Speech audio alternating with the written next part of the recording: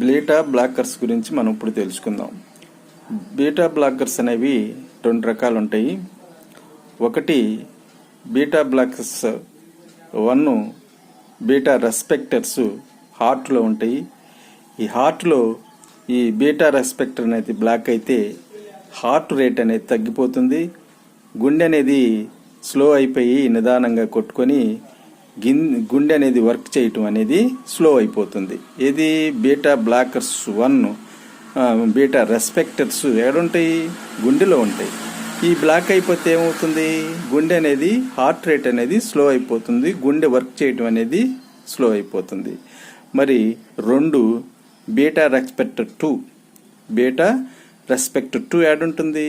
రక్తనాళాల్లో ఉంటుంది, ఊపిరితిత్తుల్లో ఉంటుంది. మరి ఇది బ్లాక్ అయితే శ్వాస తీసుకోవడం చాలా కష్టంగా ఉంటుంది.